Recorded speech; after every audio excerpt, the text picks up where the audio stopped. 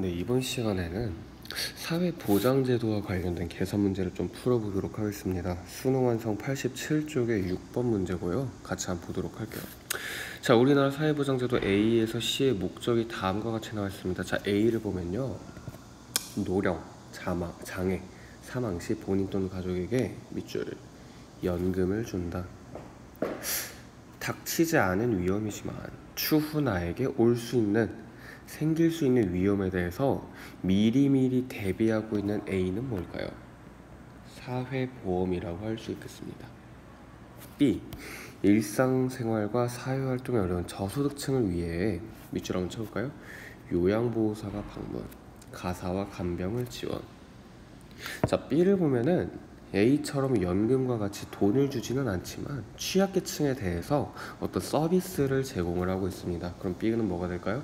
그렇죠. 사회 서비스가 되겠습니다. C. 생활이 어려운 사람에게 급여 밑줄. 생활이 어려운 사람에게 급여를 제공한다. A와 같이 연금이 아니라 그 대상이 굉장히 좁습니다. 예를 들면 기초연금 같은 게 되겠죠. 생활이 어려운 사람한테 돈을 주는 금전적 지원을 하는 C는 그렇죠, 공공부조가 되겠습니다. 그래서 기본적으로 A, B, C가 뭔지가 좀 파악이 돼야 하는 문제였고요. 자, 그럼 밑에 있는 수혜자를 보도록 할게요. 자, 갑지역은 2020년부터 2022년까지의 총인구는 변동이 없습니다. 자, 무슨 얘기냐? 2020년에 지금 사회보험의 수급자가 14%가 나와 있어요. 2022년에 공공부조는 9%입니다. 그럼 비교를 단순하게 했을 때 2020년에 A의 수급자가 2022년에 C의 수급자보다 많다, 이렇게 비교가 가능하다는 얘기입니다. 자, 2020년을 보면요, A, B, C 중에 사회보험이 첫 번째로 가장 많은 수급자를 갖고 있고요, 두 번째가 공공부조, 세 번째가 사회서비스입니다. 자, 그럼 우리 벤 다이어그램을 그리자면은 이렇게 그릴 수 있겠네요. 사회보험이 있고요, 이 사회보험의 전체 수급자 중에는 사회보험만 수급받는 사람도 있지만 누구도 있다? 공공부조를 중복으로 받는 사람도 있다. 자, 그리고 공공부조를 받는 사람 중에는 또 누가 있다?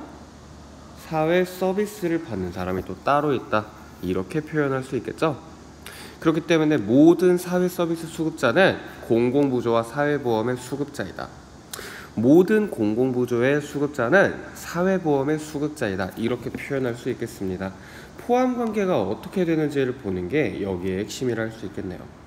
자, 2021년으로 갑니다. 여전히 사회보험이 첫 번째, 공공부조가 두 번째, 사회서비스가 세 번째이기 때문에 같은 그림이 20년과 21년에 적용이 되고요, 2022년도 마찬가지인 모습을 볼 수 있습니다. 자, 그러면은 문제를 보도록 할게요. 1번. 2020년엔요, A에서 C 중에 밑줄 민간 부문이 복지 제공에 참여하는 제도, 사회 서비스에 대한 설명이 되겠죠. 사회보험과 공공부조는 국가 차원에서 금전적인 지원을 제공하지만 사회 서비스는 국가뿐만 아니라 민간 부문도 복지 제공에 참여할 수 있습니다. 그러면은 사회 서비스가 제일 많은지 봐야겠는데, 자, B의 비율을 보면은 항상 꼴찌로 나타나 있죠. 1번은 틀렸습니다. 2번.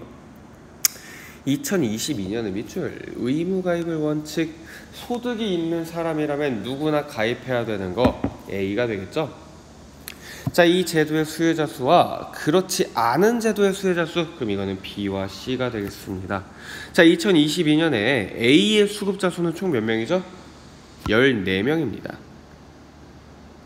B와 C의 수급자 수를 선생님 5 더하기 9니까 이것도 14 아닌가요? 그렇지 않죠. 왜냐면 우리는 중복 수급을 받고 있다는 사실을 반드시 기억을 해야 됩니다.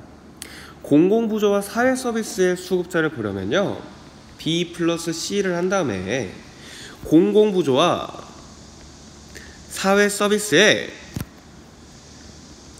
중복 수혜자를 빼야만 숫자가 나오겠죠. 그럼 14 빼기 둘의 공동 수급자는 사회 서비스가 모두 공공부조에 포함되기 때문에 5명이 되겠습니다. 그럼 총 9명이 그렇지 않은 제도의 수혜자 수가 되겠죠. 이런 식으로 포함 관계를 알고 수급자 수를 계산하는 게 사회보험 공공부조 사회서비스의 계산 문제의 핵심이 되겠습니다. 2번도 틀렸습니다. 3번 밑줄 상호 부조의 원리. 역시 이것도 어떤 거죠? A죠. 왜냐면은 공공부조의 경우에는 돈을 받는 수혜자와 비용을 분담하는 사람이 일치하지 않습니다. 수혜자의 경우는 수급 능력이 부족한 사람이기 때문에 돈을 내지 않고 받기만 한다는 거죠. 이와 달리 사회보험은 상호 부조입니다. 서로 돕는다는 얘기예요. 개인도 비용을 분담하고 국가도 분담하고 내가 속해 있는 직장, 기업도 비용을 분담하기 때문에 상호 부조의 원리가 적용되는 것 역시 사회보험이라 할 수 있겠습니다. 자, 이 수혜자는 2020년이 2021년보다 많다. 자, 보면요. 2020년에는 14명, 16명.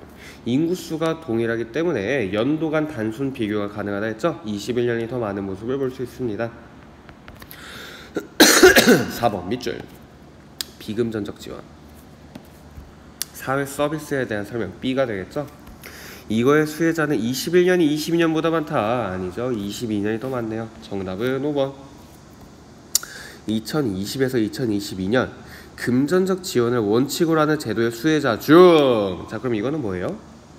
사회보험과 사회서비스 중에서 밑줄 보편적 복지제도의 수혜자가 선별적 복지제도의 수혜자보다 많다.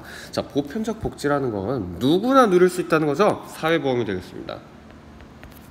건강보험, 국민연금 누구나 가입이 되어 있잖아요. 근데 이와 다르게 사회보험과 다르게 공공부조는 취약계층, 기초생활수급자, 일상생활을 유지하기 어려운 사람을 대상으로 제공되기 때문에 사회보험이 아니라 공공부조를 뭐라 한다? 선별적 복지라고 말합니다. 자, C의 수요자보다 A의 수혜자가 항상 많은 것을 우리는 확인할 수 있겠죠? 그래서 정답은 5번이 되겠습니다. 그래서 이 6번 문제를 풀 때 중요한 거는 사회보험 공공부조 사회서비스의 인구 간 비율 관계, 포함 관계를 파악하는 것이 중요하다고 말씀을 드리고 싶습니다. 정답은 5번이고요. 다음 페이지 넘어가도록 할게요. 7번 문제 같이 보도록 합시다. 자, 역시 똑같습니다. A와 B가 나와 있고요. 이거의 수급자 비율을 말하고 있습니다. 자, A 먼저 보도록 할게요. 고령이나 노인성 질병 등으로 인해 일상을 혼자 수행하기 어려운 노인에게 밑줄 장기 요양 급여 금전적 지원이 되겠고요. 장기 요양 서비스이기 때문에 A는 사회보험이 되겠습니다. B 최저생활보장과 자활지원을 위해 생활이 어려운 사람에게 밑줄 필요한 급여를 제공 금전적 지원이기 때문에 이거 역시 공공부조가 되겠습니다. 죄송해요. 그래서 7번 문제에서는 사회 서비스를 다루고 있지는 않습니다. 사회보험과 공공부조에 대한 문제가 나와 있고요. 자, 갑지역과 을지역의 수급자 비율과 총인구 중 수급자 비율과 65세 이상 인구 중 수급자 비율 두 가지의 수치가 나와 있어요. 자, 보면은 갑지역 인구가 을지역 인구의 2배래요. 그럼 저는 이렇게 하고 싶어요. 갑지역의 인구가 200명, 을지역의 인구는 100명. 실제로 몇 명인지 모르겠지만 우리가 계산하기 쉬운 숫자로 임의의 숫자를 정하자는 얘기입니다. 자, 두 번째 갑지역 총 인구 중에서요 밑줄 65세 이상 인구의 비율은 20%, 을지역 총 인구 중에서 65세 이상 인구의 비율은 15%. 자, 그러면은 갑지역의 인구가 총 200명이라 했을 때 65세 이상은 몇 명이 된다? 그렇죠, 40명이 되고요. 을지역은 몇 명이 된다? 그렇죠, 여기다 적도록 할게요. 15명이 된다고 우린 얘기할 수 있겠습니다. 여기가 갑지역, 여기가 을지역. 자, 그러면 각 지역의 첫 번째 표 총 인구 중 수급자 비율을 봤더니 갑지역은 A, B를 나눴을 때 A지역에서는 B지역에서는 지금 A와 B지역이 몇 명인지는 알 수가 없겠죠, 그쵸? A와 B는 죄송해요, 제도 이름이죠. 사회보험과 공공부조에 대해서 A지역에서는 4, 2, 80명, 24죠. 죄송해요. 아침이라 좀 상태가 안 좋다. 40명. 200 곱하기 15%니까 30명. 자, 근데 65세 이상으로 봤더니 4구 무려 36명이나 40명의 노인 중 대부분이 사회보험을 수급하고 있었고요. 12명의 인구가 노인 중에서는 공공부조를 수급하고 있었습니다. 자, 을지역으로 가면은 100명이기 때문에 계산하기 쉽겠죠. 10명, 20명. 노년층을 비교로 하면요, 60%에 15명이니까 몇 명이죠? 15 곱하기 6을 90명이죠. 9명이 되겠네요. 6명이 되겠습니다. 이런 식으로 간단하게 계산하는 문제를 통해서 A와 B의 수급자를 우리는 알 수 있었네요. 자, 그럼 기억부터 보도록 합시다. 선별적 복지 이념에 기초한 제도. 자, 선별적 복지니까 A일까요? B일까요? 그쵸? 모두 받는 게 아니라 일부 가난한 사람을 대상으로 하는 공공부조의 수급자는요, 갑지역이 을지역의 2배다. 65세 이상을 봤을 때 12대 6의 비율이 나와있죠? 갑지역에서 공공부조 노인은 12명, 을지역에서 65세 이상 공공부조는 6명이기 때문에 기억은 맞는 말이 되겠습니다. 니은. 상호부조의 원리. 아까 상호부조의 원리는 상호부조의 원리는 A라고 말씀드렸죠? 자, 이러한 수급자 중에서, 그러니까 이런 얘기네요. 갑지역에서는요, 40명 중에서, 을지역에서는 10명 중에서요, 65세 이상 수급자의 비율. 그러면 여기는 갑지역은 40분의 36이고요, 을지역은 10분의 9. 이거 약분하면은 4, 9, 36, 40에 40. 갑지역과 을지역이 같네요. 힘이 조금 셉니다. 정답은 1번. 디귿. 수익자 부담 원칙을 적용하지 않는 제도. 밑줄 한번 칠게요. 수익자 부담 원칙. 사회보험은 내가 비용을 직접 내기 때문에 수익자의 부담 원칙이 적용이 됩니다. 근데 공공부조는 내가 어떤 비용을 분담할 만한 능력이 되지 않죠? 내지 않고 받기만 한다는 거예요. 그렇기 때문에 사회보험은 이런 표현을 씁니다. 수혜자와 부담자가 일치한다. 왜? 돈을 내는 사람이 동시에 돈을 받으니까. 근데 공공부조는 수혜자와 부담자가 일치하지 않습니다. 왜? 돈을 받는 사람이 능력이 되지 않기 때문에 돈을 낼 수는 없거든요. 자, 이거를 적용하지 않는 제도. B의 수급자 중에서 65세 이상 수급자의 비율. 자, 그럼 이거는 공공부조를 볼게요. 30분의 12. 전체 공공부조 수혜자 중에서 65세 이상 비율이 12명이고요. 을지역에선 20분의 6입니다. 그럼 3분의 10. 여기는 4분의 10이 되겠네요. 갑지역의 비율이 더 크다는 걸 알 수 있겠죠? 디귿은 틀렸네요. 리을. 을지역은요, 자, 을지역은 갑지역과 달리 밑줄 사전 예방적 성격이 강한 거 뭐죠? 일이 터지지 않았지만 내가 늙었을 때, 아플 때, 이럴 때를 대비하는 거 사회보험이 되겠죠? 이거의 수급자가 사후 처방적, 어떤 일이 터지고 나서 내가 이미 가난해지고 나서 이거에 대해 도움을 받는 공공부조에 비해서 수급자보다 많습니다.